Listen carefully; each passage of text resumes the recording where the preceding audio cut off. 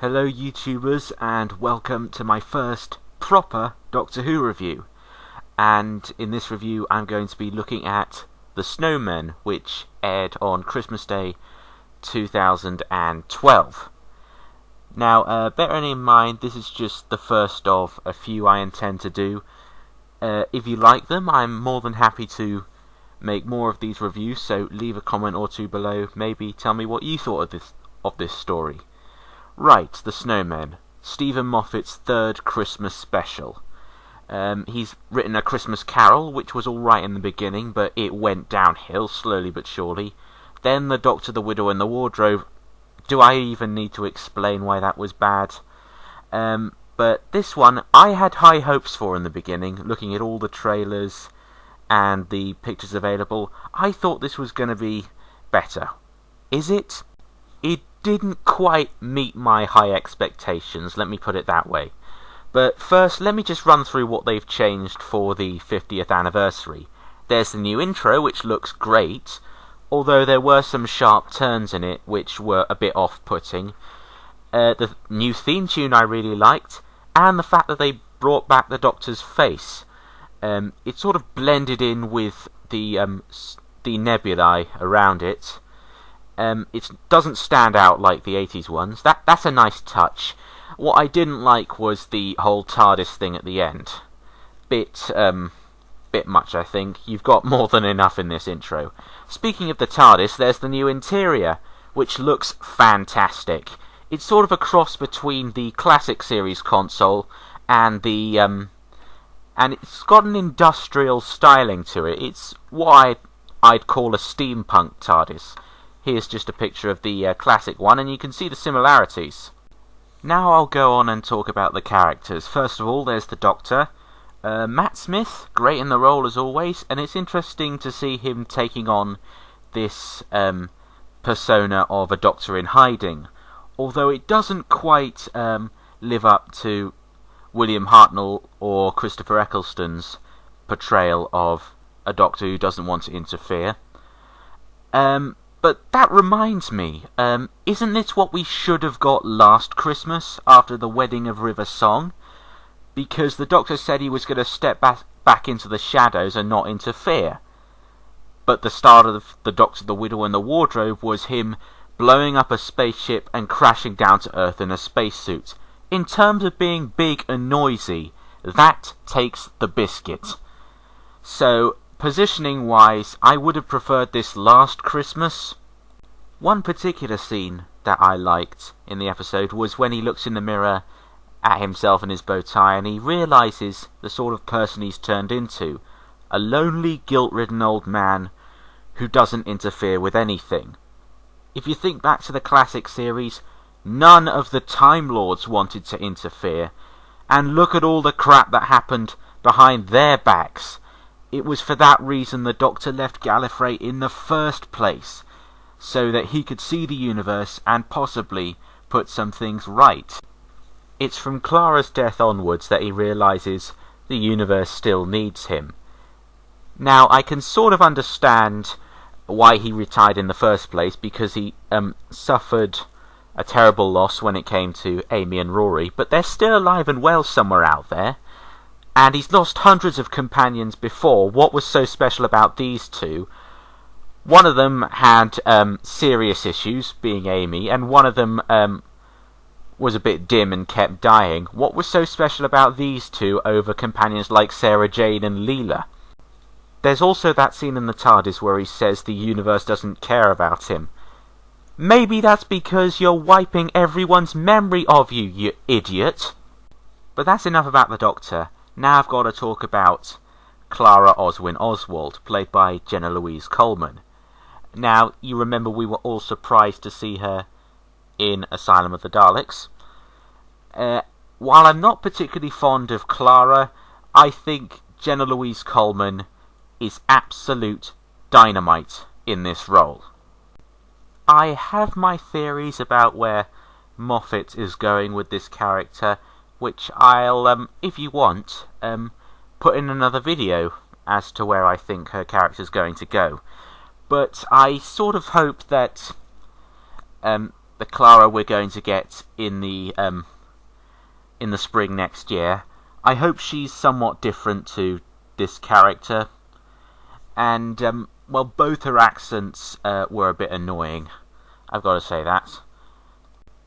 And when she first comes on screen and she meets the Doctor, who then gets a carriage, why the hell does she run after him? I mean, I know she's a bit curious about this man, but is he really worth running after in a carriage, jumping on top of the roof, poking your head through the window and saying, Doctor Who? And that's another fact. How did she know he was called the Doctor? He never mentioned that title to her. Then there's her death, which is literally minutes after she enters the TARDIS. Looks like she's beaten Rory hands down at the whole dying thing.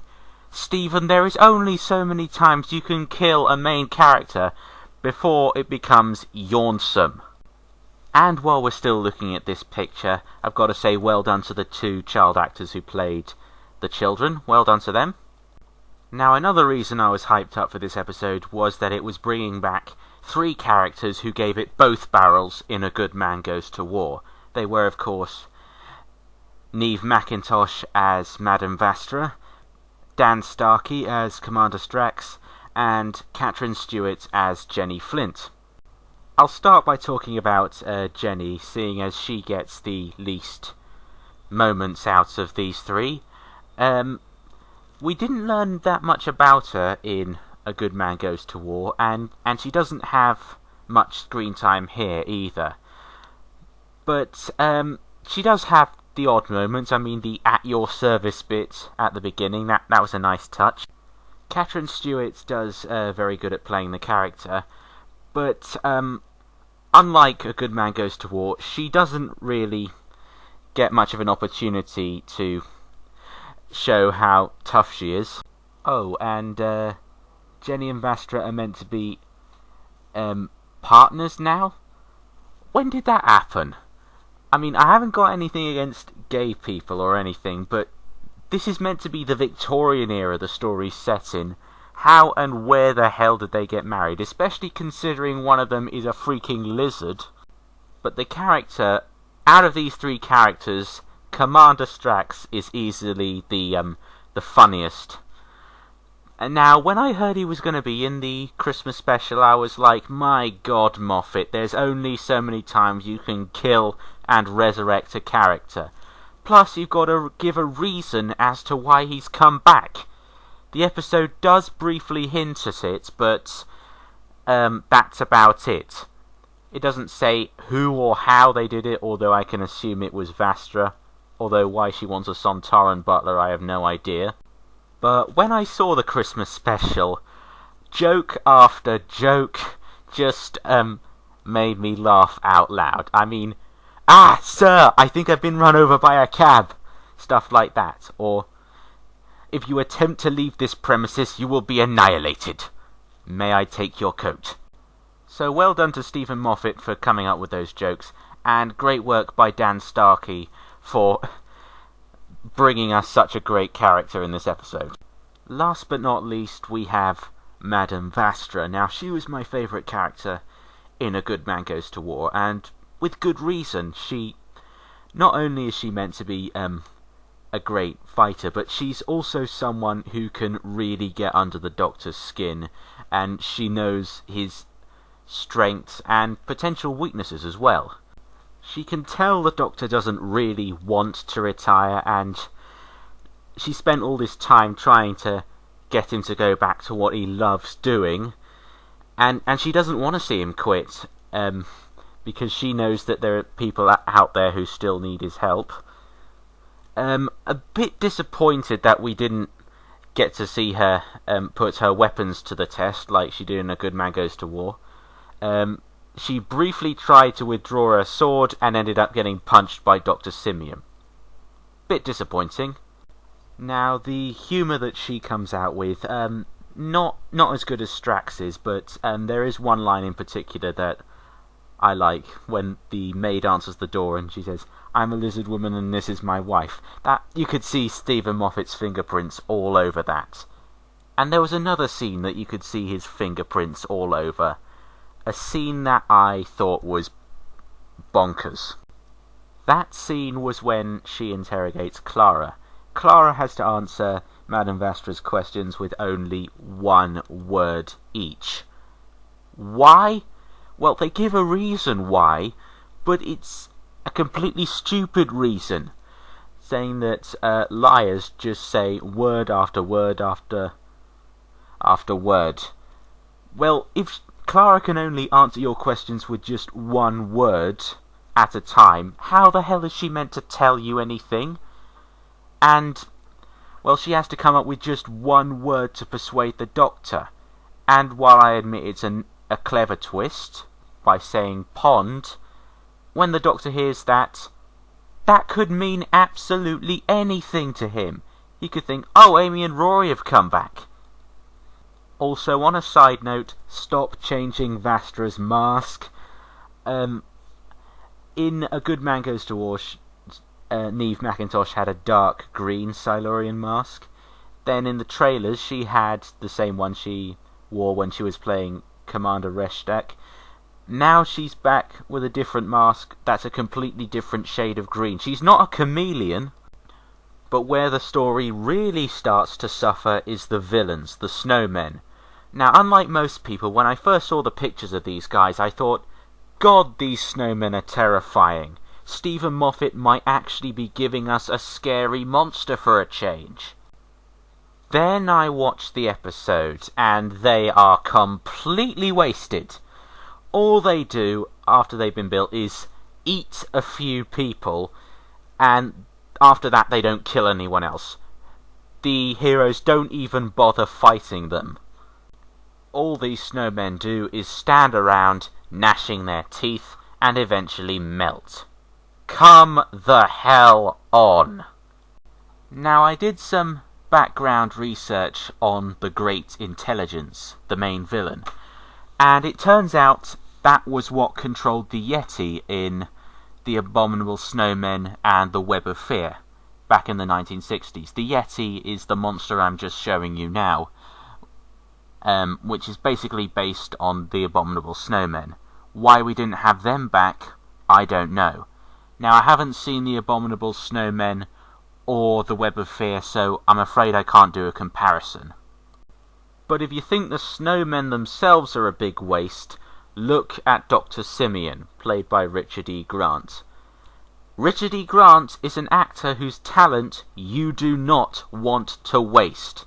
But this episode does it in style. All this guy does is wander around doing evil stuff with the same facial expression throughout the entire thing. Moffat, why did you waste such talent? And there's the character of Dr. Simeon. As a boy, he builds a snowman, and the snowman talks to him, he automatically becomes evil. Why exactly? And the big question, of course, how the hell does he keep a snowman bottled up for 50 years? And I know there's the big glass fishbowl thing there to keep the snow bottled up, but where the hell does he get it at the age of about 8? Ian McKellen was also wasted as the voice of the Great Intelligence, and the Ice Governess, while it did look good on screen, that was all it was. Just a great bit of special effects, nothing more. Then comes the defeat of the Great Intelligence. Now, what I would have thought would have been a good ending would be to just have the memory worm thing suck the memory out of Dr. Simeon, then he just dies, then the Great Intelligence dies. That would have been fine for me. But no, the Great Intelligence just has to resurrect itself in Dr. Simeon, only to have a whole family cry at Christmas because Clara's dying, and that somehow turns the snow into rain. Now, the thing behind this is that it is explained that the Great Intelligence feeds off the thoughts of other intelligences, but how are Clara and the family connected to it? Anyway, conclusion time. I had high hopes for this story, and the episode didn't quite meet my expectations, but I still enjoyed it. It's not going to be a story I'll treasure. It wasn't awful, but it wasn't fantastic either. So I think it deserves a 6 out of 10. It's better than The Doctor, the Widow and the Wardrobe. It's better than A Christmas Carol. But I think in the hands of another good writer like Chris Chibnall or Mark Gatiss or Neil Gaiman, it could have been even better. Stephen, I know that you're head of the series and everything, but you don't have to write every story. Anyway, that's it from me. See you next time.